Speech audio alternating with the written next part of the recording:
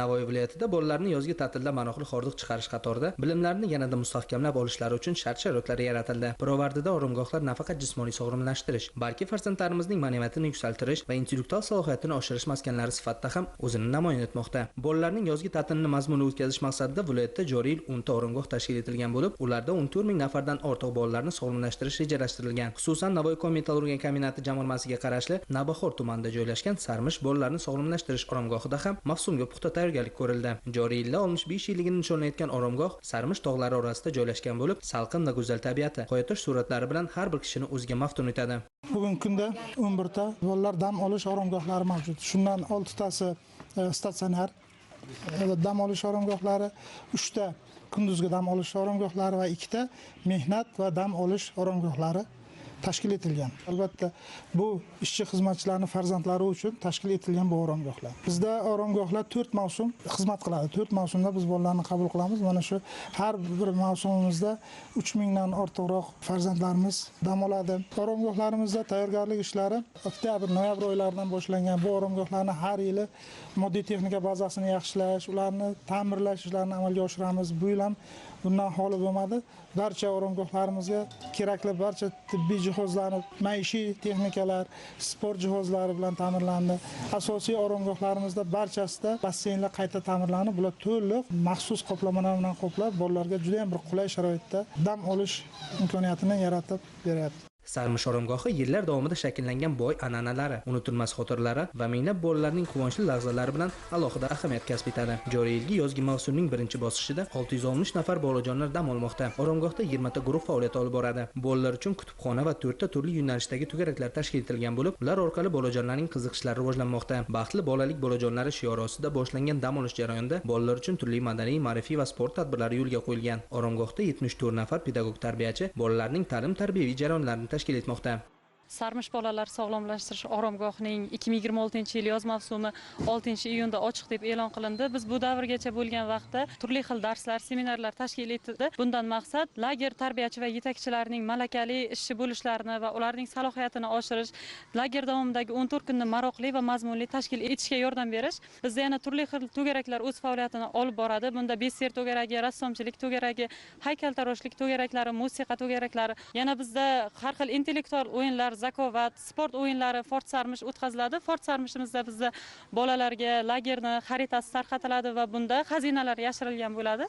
Bolajonlar u xarita yordamida xazinalarni topib, bu juda ham qiziqarli jarayon hisoblanadi bolalarimiz uchun. Bundan tashqari Buxoro viloyatidan bizga har doim har bir mavsumimizda Buxoro qo'g'irchoq teatri keladi. Bunda har doim bir-biridan qiziqarli chiqishlar bo'lib, bolalarimizni o'z e'tiborlarini o'ziga jalb qiladi. Bizani lagerimizga bolachalar eng ko'p intiqib kutadigan chiqishlardan biri bu Buxoro qo'g'irchoq teatrini spektakli. Sarmish bolalar sog'lomlashtirish oromgohi nafaqat bolalarning hordiq chiqarishi, balki ularning ijodiy, jismoniy va intellektual rivojlanishida ham muhim o'rin tutmoqda. Men bu yerga birinchi bor kelishim, menga bu yer juda ham yoqdi. Men 5-sinfga o'tganman. Birinchi kelishim bo'lsa ham xuddi ko'p kelganga o'xshadim. Bu yerdagi vaziyatlar juda ham yaxshi, menga juda yoqadi. Do'stlar orttirdim. Har xil to'garaklar bor, rassomchilik, besser va kutubxonlik ham bor. Bu yerda har xil o'yinlarni o'rgatadilar. Basseynlar bor, basseynlarda suzishni o'rgatadilar. Mazza qilib dam olyapman. Umuman zerikish yo'q. Bu yerda hamma sharoit bor. Iste'dodim kuchayadi. Maktabda yaxshi ham o'qiyman. Bilimim kuchayib boradi. Umuman olganda oromgohda bolalarning yozgi ta'til vaqtini maroqli tashkil etish, ularning jismoniy va ma'naviy jihatdan yetuk bo'lib ulg'ayishlari uchun bir-biridan qiziqarli tadbirlar o'tkazilyapti. Shulardan biri Sharqona bozor nomi ostida bo'lib o'tadigan oromgoh yarmarkasi.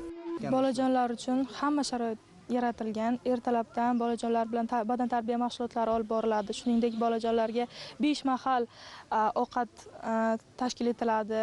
Basseyn bolajonlar uchun, to'garaklar turli-tuman bolajonlar uchun har kuni 2 ta, 3 ta, undan ham ko'proq tanlovlar bo'lib o'tadi. Kubik Rubik tanlovlarimiz, undan tashqari shaxmat shashkan o'yinlari. Sarmish darasi bilamizki, qadimiy dara hisoblanadi va petrogliflarimiz bor, qadimiy yozuvlarimiz bor. Bu narsalarni ko'rsatish maqsadida bolajonlarimizga tanishtirish maqsadida, ozgina tushuncha berish maqsadida har mavsumimizda bizda sayohatlar uyushtiriladi. Men o'zim Navoiy davlat universitetining tillar fakulteti talabasiman. Bizni sohamiz asosan bolajonlar bilan ishlash bo'lganligi sababli biz aynan mana shu yerda kelajakda bizni maktabda ishlashimiz uchun zarur bo'lgan hamma metodikalar, uslublar, bolalar bilan ishlash psixologiyasi, hamma narsasini mana shu yerda o'rganamiz.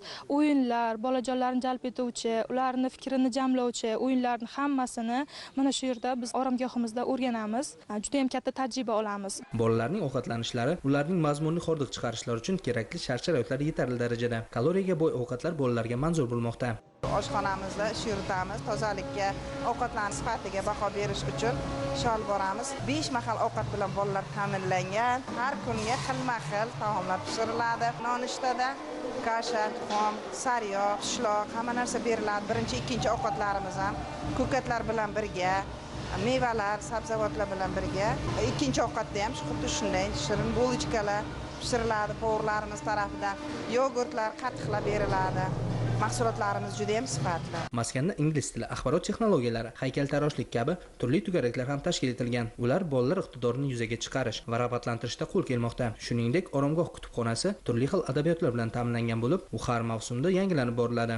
Hozirda 9 va 10 guruh tarbiyalanuvchisiman.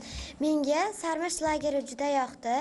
Buning uchun kelishimga sabab bo'lgan ota-onamga katta rahmat. Sarmishda turli xil to'garaklar bor. Rassomchilik, biser, haykaltaroshlik, kompyuter, kutubxona. Menga ko'proq rassomchilik to'garagi yoqdi. Men bu rassomchilikda marina janri uslubida ishladim va dengiz rasmini chizdim. Buxoro qo'g'irchoq teatrida Nasriddin Afandini chiqib ko'rsatdi. Juda ham kulguli va qiziqarli bo'ldi. Estradada kinolar qo'yib beradi. Menga eng yoqqan kino Harry Potter kinosi. Menga ko'proq kutubxona ham yoqdi. U yerda Xudoyberdi To'xtaboyevning badiiy kitoblarini olib o'qidim.